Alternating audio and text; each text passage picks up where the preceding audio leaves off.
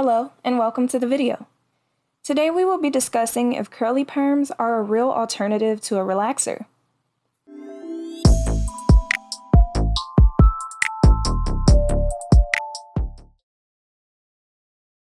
There's a subject that I would like to address that very few people talk about these days: curly perms.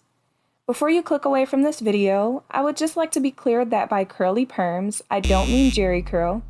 I wasn't around in the 70s, but like you, I've watched Coming to America, so I'm well aware of the hilarity surrounding the upkeep of the style. I mean, people seriously slept in shower caps to avoid staining their pillows.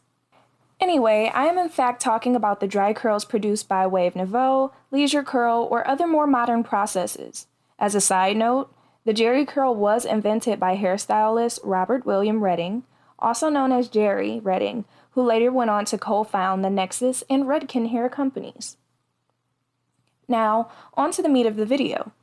Well, first off, the permanent wave, aka perm, and relaxers are completely different chemical processes, and you can't switch between them.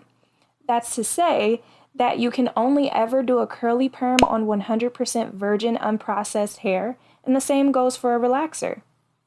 By now, I'm sure you already know that relaxers are done with either lye, the active chemical, being sodium hydroxide, or no lye, whose chemical is usually calcium hydroxide or guanidine hydroxide. Even though many people use the term perm, when they mean relaxers, they are in fact very different processes. Curly perms are done using a chemical called ammonium thioglycolate, often shortened to thio. Thio is gentler on hair than lye or no-lye relaxers and is often used in chemical hair texturizers. Unlike permanent waving Caucasian or Asian hair, which involves adding curl to already straight hair, the process of waving afro-textured hair is twofold. First, the thio-based chemical is applied to remove the natural curl, then rinsed off. The damp hair is then set in perm rods, and a waving solution, also called a reshaping lotion, is applied to set the hair in its new shape. This is then rinsed off and neutralized. Odd as it sounds, the neutralizer, which works by a process called oxidation, is actually the harshest phase of the process. Because of the two distinct chemicals applied during permanent waving, it is often referred to as a double process style. As such, black hair tends to experience excessive breakage after a curly perm, although this depends a lot on the skill of your stylist and your commitment to properly caring for the style. A stylist called Gina Rivera from Connecticut, seeing the shortfalls of the traditional route of perming black hair, came up with a way to avoid double processing the hair, a method that she's dubbed the Gina curl. Her method helps to keep majority of the natural hair's texture. The natural curl is not straightened fully, while adding a more distinct new curl pattern to the hair. In other words, it turns very tightly coiled hair into a looser texture. The style lasts about 4 months while your new growth comes in. Unlike Wave Nouveau, the hair can be wrapped or twisted, and if you decide not to retouch immediately, you can do so without experiencing breakage. Here are some before and afters of how the finished curls look.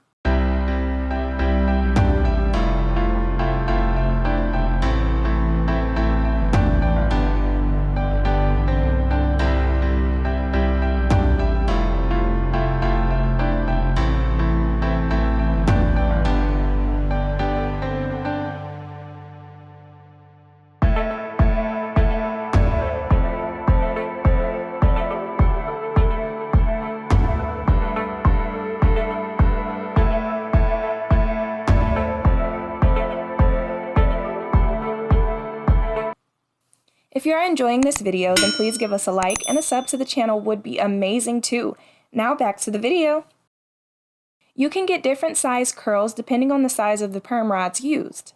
Thinner rods will produce tighter curls and larger rods will produce looser ones. Of course, the hair cannot be flat ironed without risking the curls not returning, but you can certainly straighten the hair without the use of heat, large rollers being the best option.